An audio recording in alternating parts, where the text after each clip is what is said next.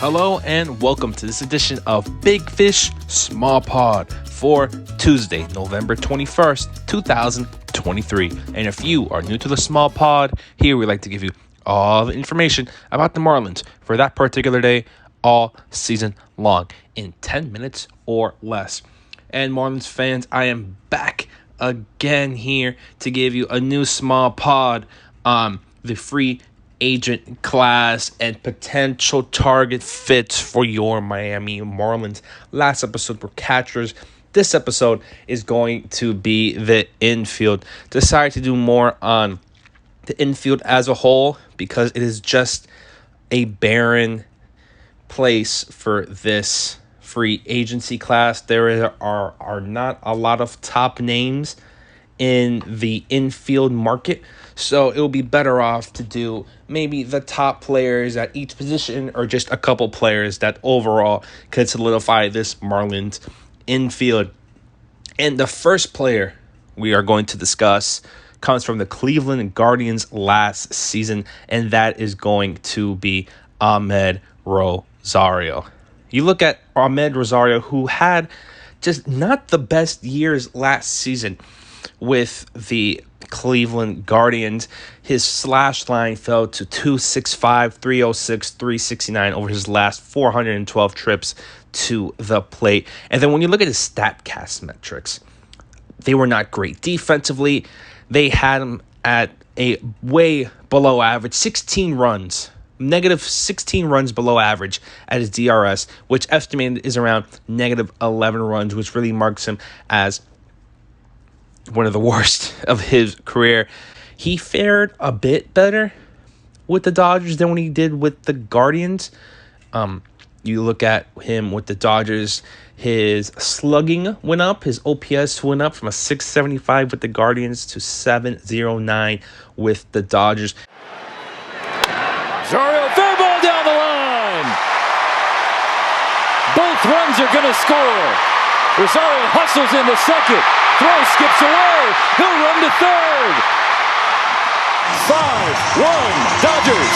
6 for 16 since becoming a Dodger. He was once one of the top prospects in baseball, and this season he will be only entering his age 28 season. So he still has a lot of things to give to the baseball world. Last season, even with those numbers, he still gave up around 15 stolen bases. Home runs went down.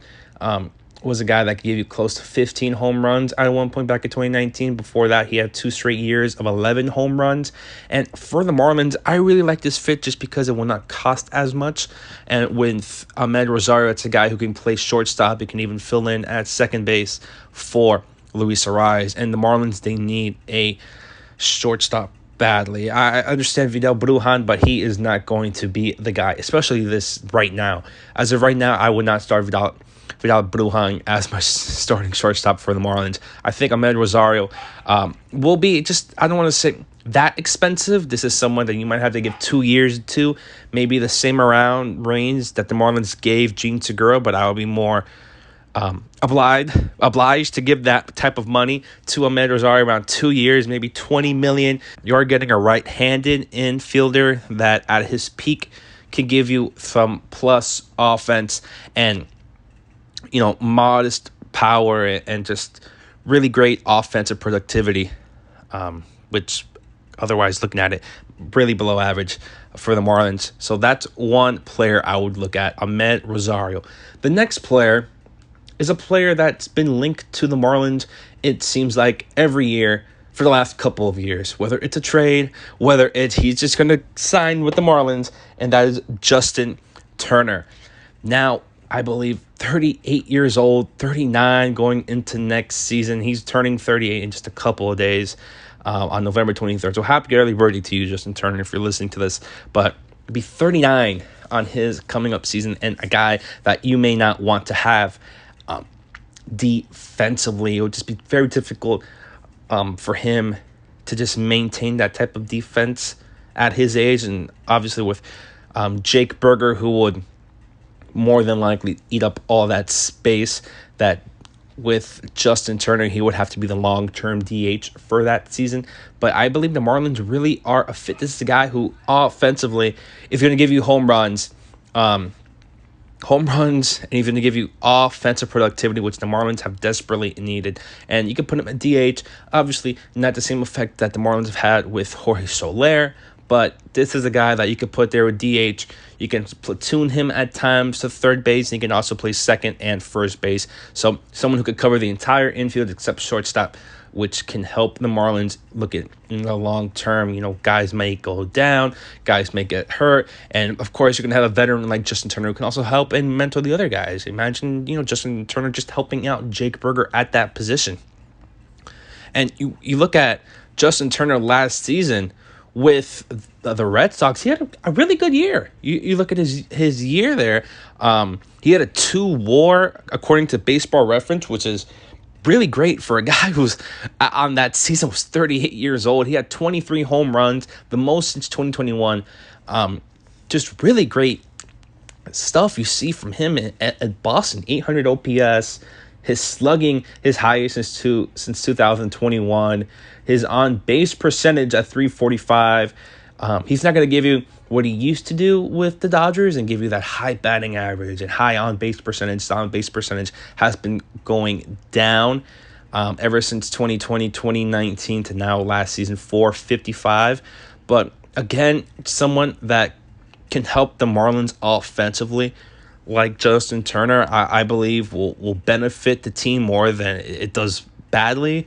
Again, with the money you're going to give him, again, like the Gene Segura contract a bit, but I think you're better off just giving Justin Turner a one-year deal, maybe around $12-15 million. And I believe it will be worth it. If anything, things don't work out well for the Marlins, knock on wood, next season, that's someone, again, you can always trade at the deadline and recover some of the money and get some prospect capital. And you look at some of his defensive stuff, ratings have dipped from above average, just a little bit below when you look at the end of his Dodgers tenures. And then when you go at Boston, you got Rafael Devers manning third base, and he really played designated hitter or first base. So you're not going to pencil him in for 900 whatever innings at third base. So he would most likely be the DH.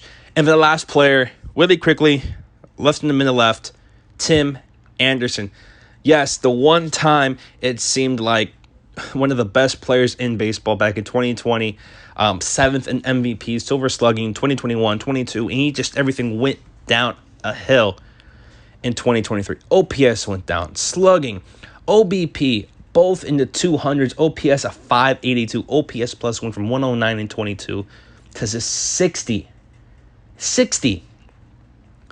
in 2023. Just one of the biggest fall-offs we've seen in quite a while from Tim Anderson, and a guy who's never going to give you that great a defense. He had really good defense early in his career, 2018, 17, 19, and almost -1 defensive WAR. And with Tim Anderson, you have to put him maybe on with shortstop there and just make sure that he can get it done.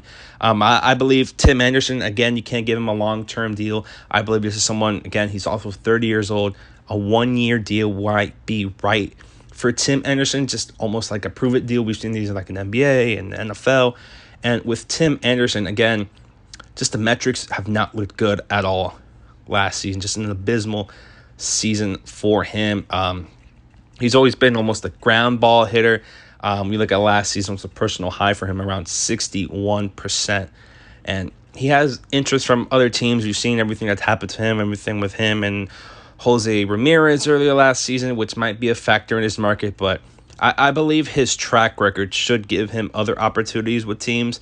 His StatCast was not good. His DRS pegged him 16 runs below average, so not great there. But if the Marlins can relatively get him under $10 million, if they can get him on a 1-year, $8 million, $9 million, maybe the most Marlins could possibly do is $11 million. But this is a guy that's going to go out there and prove it. But if you do get that Tim Anderson, that was an all-star, that was an MVP candidate, and you get him from anywhere $8 to $12 million, then that's a home run. That is a signing you make 10 times out of 10. And that's going to be my infield targets. Amed Rosario, Justin Turner, Tim Anderson. This has been Big Fish, Small Pod. Always go fish.